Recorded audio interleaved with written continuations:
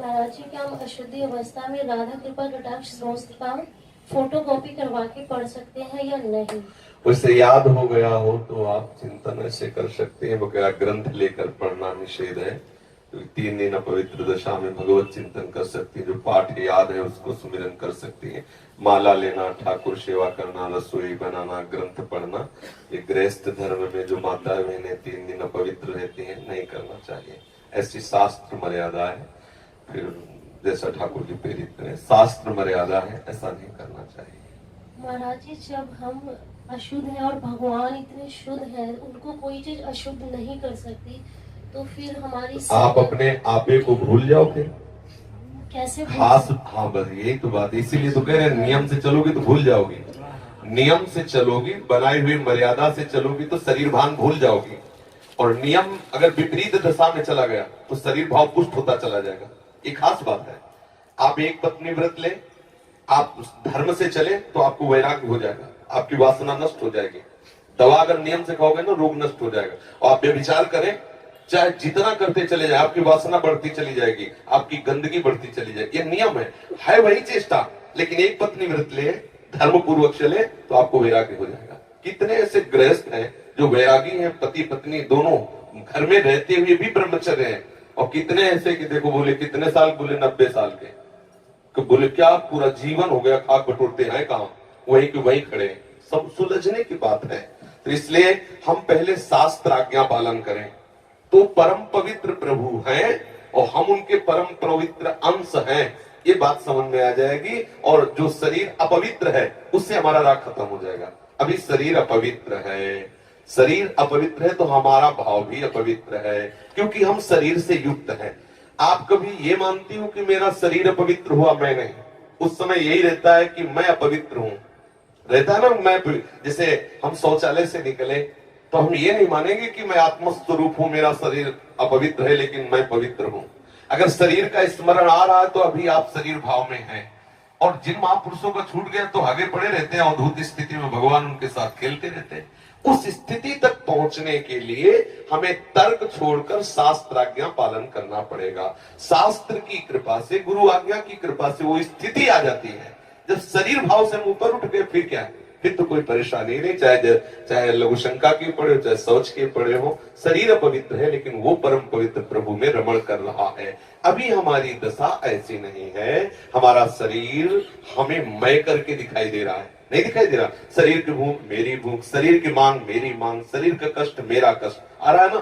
बस इस राग से छूटने के लिए शरीर को सिद्धांत में बांध दो।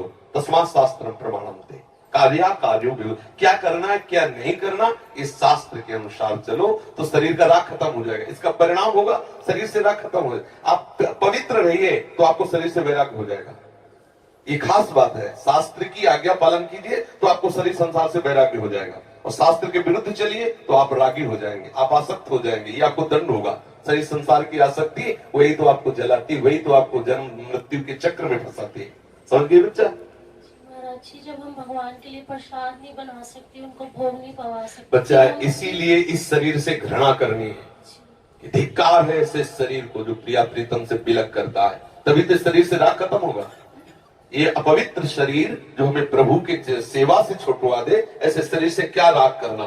धीरे धीरे शरीर के प्रति हे भाव हो जाए। जन्म मृत्यु जरा व्याधि दुख दोषानुदर्शनम, भगवान ने गीता जी में कहा, शरीर के प्रति हे भाव होने लगता है। क्या मलमूत्र का भांड है, छोड़ो इससे राग। धीरे धीरे धीरे वो अपने स्वरूप में स्थित हो जाए। अभी इतना ममत्व है शरीर में, कोई ऐसे छू ले तो एकदम ऐसा नहीं होता। तुमने हमें ऐसा कितना अपना मय पद है। अगर हम ठीक सिद्धांत से चलेंगे तो हम बहुत जल्दी लाभ प्राप्त कर लेंगे।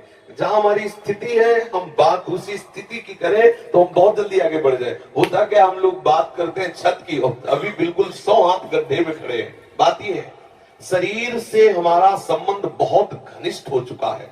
इतना हो चुका है कि शरीर से हम संबंध किए, ये शब्द भी गलत है। मैं ही शरीर हूं ऐसा है। आप देख लो, कभी दर्पण में तिलक लगाते समय सोचा कि शरीर के मस्तक पर तिलक रचना कर रहे हैं? नहीं। मेरा तिलक कैसा है, यही तो आएगा ना। मेरा रूप कैसा है, मैं ठीक लग रही हूं, लग रहा हूं, ऐसी बातें आएंगी नहीं आएंगी। तो इसका मतलब शरीर राग है। शरीर राग हटाने के लिए शास्त्रीय सिद्धांत स्वीकार करना होगा। जिस समय माता बहनें अपवित्र होती हैं, उस समय वो जो भी भोग बनाती है, वो शास्त्र के अनुसार कह रहा हूं कि जो ब्रह्म हत्या देवराज इंद्र को लगी थी, उसी के 4 विभाग किए गए थे। पहला विभाग स्त्री को दिया गया था और उसके साथ वरदान भी दिया गया था कि उसी अवस्था के अंतर्गत वो जब सृजन क्रिया में जाएगी तो संतानोत्पत्ति की सामर्थ्य उसको प्राप्त हो जाएगी।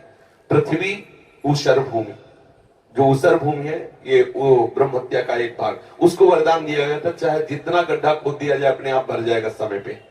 वृक्ष की गोंद जो निकलती है वो ब्रह्म हत्या, और उसको वरदान दिया काटने पर भी पुनः आप हरे भरे हो जाओगे, मतलब समय आने पर आप वृक्ष रूप धारण करो। और जल में फेन बुदबुदा काई, ये ब्रह्म हत्या के 4 भाग के। और जल को आशीर्वाद दिया गया कि कभी भी कहीं भी पवित्रता होगी तो आप उसमें सम्मिलित होगे, जल छिड़को, आचमन करो, जल के द्वारा पवित्रता। ऐसा 4 वरदान भी उनको अलग अलग दिए गए और उनके लिए विधान भी किया गया है। देवराज इंद्र को जब ब्रह्म हत्या लगी थी तो शास्त्र में मर्यादा चली आ रही है, अगर इसका हम पालन करेंगे तो शरीर से वैराग्य हो जाए।